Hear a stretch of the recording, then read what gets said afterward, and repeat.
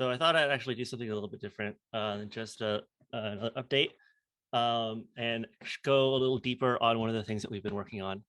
Um, Specifically, we've been working on the Light Client Prototype. We got a little taste of that from Tim, just seeing like that it's a new thing that's going to be up and coming in the Altair hard fork, and so I'll just give us a taste of that.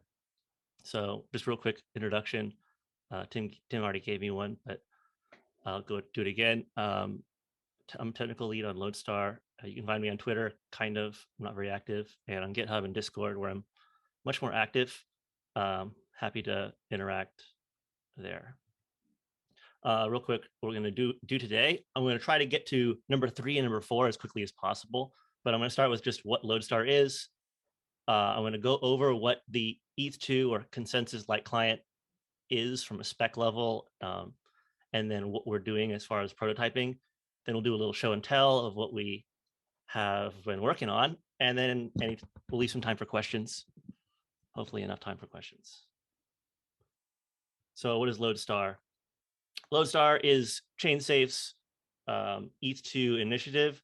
It's basically we're aiming to be a TypeScript and assembly script ecosystem for all of Ethereum consensus layer. So we're completely open source, mostly Apache for a lot of underlying libraries and a few things that we have LGPL. We have a full Ethereum consensus client that as of right now is validating on mainnet. We've got 2 validators running under ChainSafe management. So it's a beacon node and a validator, both running. And powering this beacon node and validator are 23 plus packages that we've built and are maintaining on NPM. And we think that a lot of these are going to be useful just on their own. And we've built them to be as useful and reasonable as they can. And just about the whole project, we're a very community oriented. We take a very community oriented approach in how we develop things. We do all of our work out in the open. We mostly communicate on Discord and on GitHub, and we welcome anyone who's interested to hop on in. All of the full-time members of Lodestar all came to the project just basically searching through GitHub and being interested in Ethereum. So that's just the ethos of the project, and we hope to continue that. So let's dive into the Ethereum, the ETH2 or the consensus light client. I'll go into just keep it at a high level. We're not going to go really deep into the technical details, but just to give you kind of a sense of like what you're going to see in this prototype, it would really help if you kind of have a sense of what's going on. And we'll then get to some like open questions and how we're solving them right now. So we're just going to assume everyone kind of knows what a light client is. It's a client that's supposed to be very light, but can track a blockchain. So here we have the beacon chain, and it's got block after block. And a light client, what they do is, at least what's specified by the spec, the ETH2 specs, is the light client has a snapshot of the beacon state.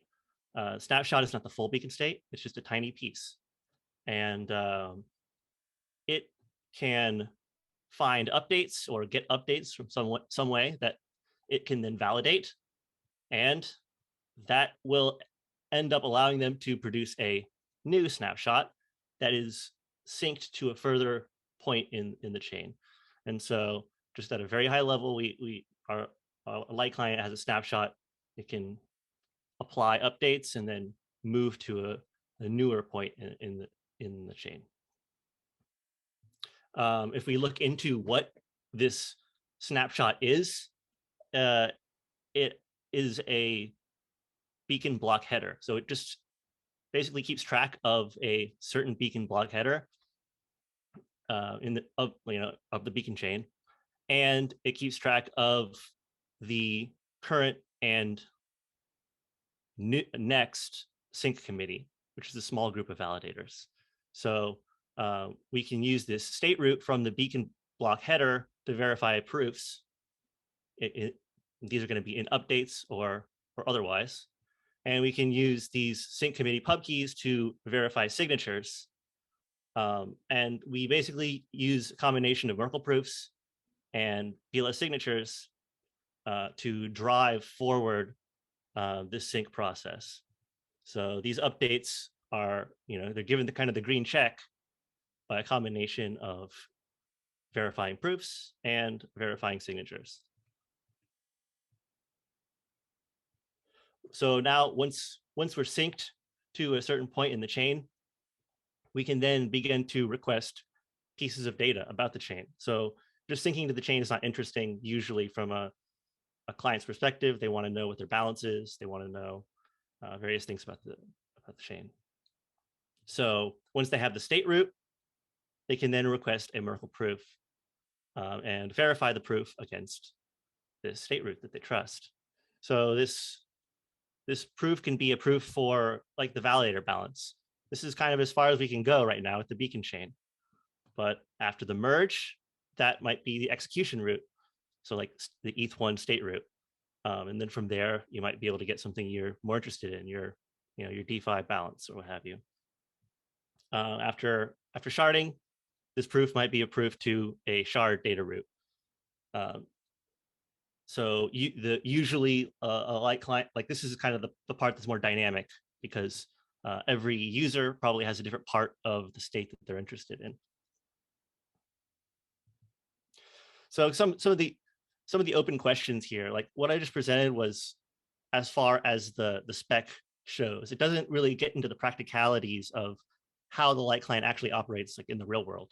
So some kind of just questions that you might have. So what is a light client server? How do these updates and snapshots kind of come into existence? Like how does a light client discover a server? Like where does it go to get this data that it can use? How are the snapshots and updates served? Is there a P2P network? Is there a traditional client server relationship? Do I just go to Infura, or how does that work? And then how are the proofs served? So these are all still open questions, and for our purposes, as far as just building out a prototype that can kind of prove out the basic protocol, we decided to start with a very simple approach. So our answers are, what is a light client server? Well, it is our own custom beacon node. So we just use Lodestar and we're building off of it, the Lodestar beacon node. How does a light client server discover a server? Well, for right now, we're just going to say the user inputs a URL.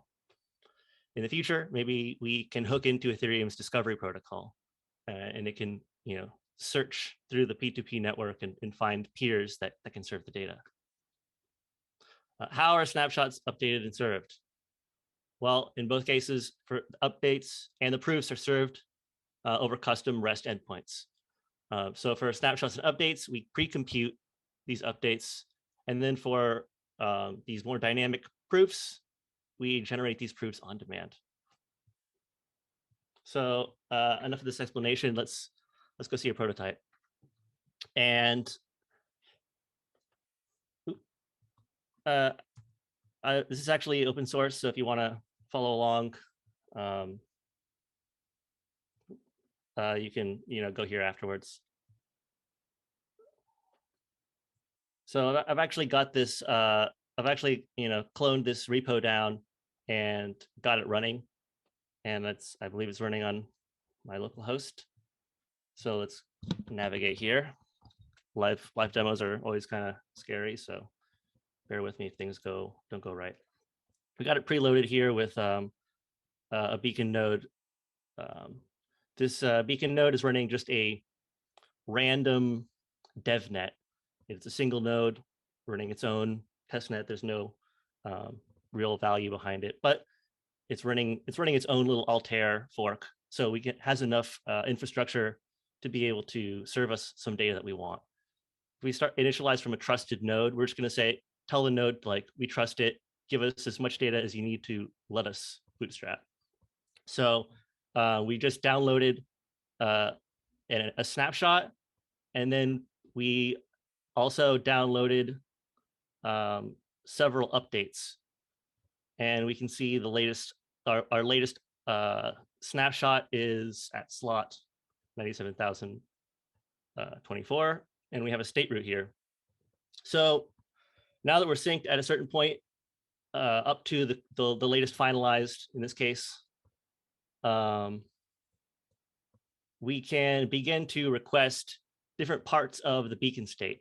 So this is where things kind of break down and as far as usability for most people right now. Right now, you can only request data that's in the beacon chain, which is just basic consensus data. So validator balances, things like that. So in this case, we've got a, we request this data as a list of paths. So right now we're going to request the slot. We're going to request the 0th validator's balance and the first validator's balance. And we'll submit. Oh, hey, I'm glad this worked. Yeah, so here's the data that we requested. So it turns out that the state that we requested at is at this specific slot. And here's the 0th validator's balance. Here's the second validator's balance. We could, we could add more data if we were so inclined. Is there a second validator? I actually don't know how many validators are attached here. Okay, there are. So we can, we can create a more of a dynamic.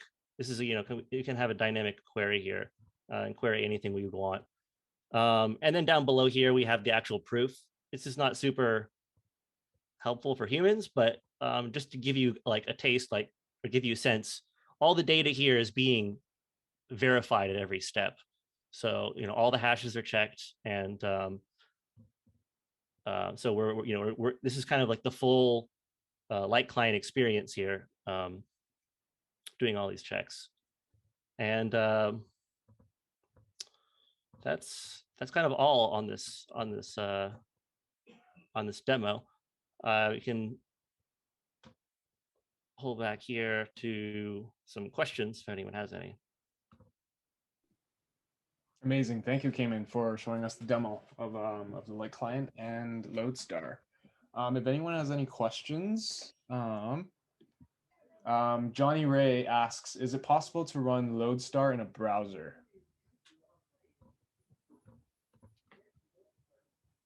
I guess is this like the full beacon node?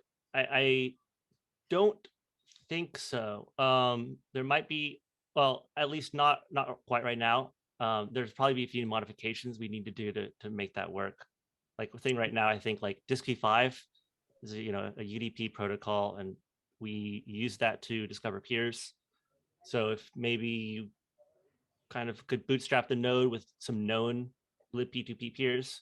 I think the other issue is that most of the nodes on the network don't have like a WebSocket, like a libp2p protocol. They don't support WebSockets on libp2p, and so I think that's like probably would be the protocol that's easiest for the browser. If you had some beacon nodes in the network that supported the WebSockets,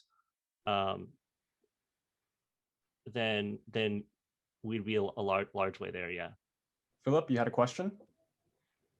Yeah, Cayman. So just thinking outside more in like the economics aspect of it, I know one of the problems that a lot of people have when they decide to run an Ethereum node is that a lot of the times there is no incentive to actually do so.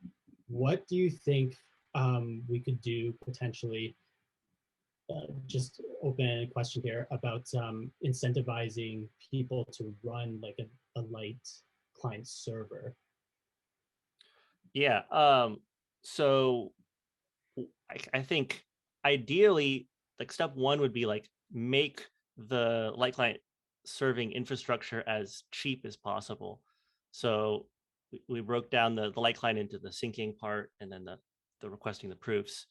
Like if you can have these updates be as cheap as possible to produce, or maybe they can be even produced by a smaller subset of the network, but maybe verified by everybody. So maybe you can, if you can broadcast updates on a gossip channel, can make it really cheap to get these updates, then you might not have to like incentivize them. As far as proofs go, like I think the generating proofs is kind of is something that's a little more specialized, because you need the full beacon state, ideally as a like full navigatable Merkle tree, and I don't know that all the clients store the state that way.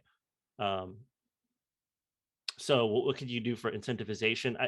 I know that there's an Ethereum Foundation researcher. His name is Zolt Folby, I believe.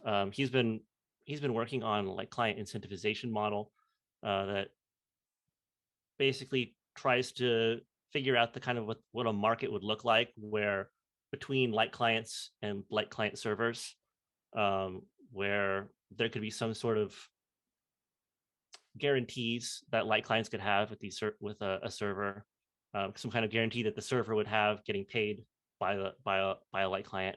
But I think get paying for data, that's kind of I would feel like as a last resort. Ideally, we can figure something out that doesn't require like explicit payments for like a base level of service.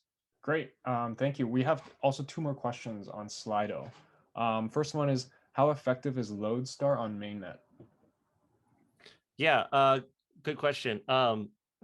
We are basically just as profitable as the other clients. I would say where we fall down is we do use a little bit more memory than some of them, and a little bit more CPU. But as far as your validator profitability, we're right up there with all the other clients. Nice. And then another question is, are the Lodestar nodes on mainnet new, or did you migrate them? If so, how was the process?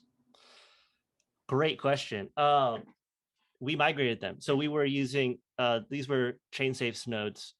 They were using a Lighthouse beacon node and validator, and it was a Dockerized setup. It was really painful, actually. I did this with Greg the other day, and it took us like probably an hour and a half of like, we were on a screen share, and we were dealing with Docker setup and like really taking our time and really trying to not mess things up, because a lot of money was on the line. We realized that there's a lot that could be done to improve the experience of doing a migration. Like a lot of things that it was pretty standard, but we just had to type it out by hand. And some of these things could be maybe not turned into a tool, but at least written down, like, have a Docker Compose file that could just export, and a Docker Compose file that could import keys, and like having those things handy could save people a lot of time. Wicked. Johnny Ray asks in the chat box, do you have a bounty program for Lodestar exploits? We don't yet, question mark. That's a we gotta talk to some of the ChainSafe people, and we'll see about that. I do want Johnny attacking Lodestar, so we'll see what we can do. It's a good question. If there's any more questions, you can ask it in the chat box, and I'm sure Cayman will answer in the chat box, or oh, Greg's like, any element finance bounties. Cool. Okay, Cayman, thank you for stopping by. Really appreciate your time. And yeah, thanks for inviting me.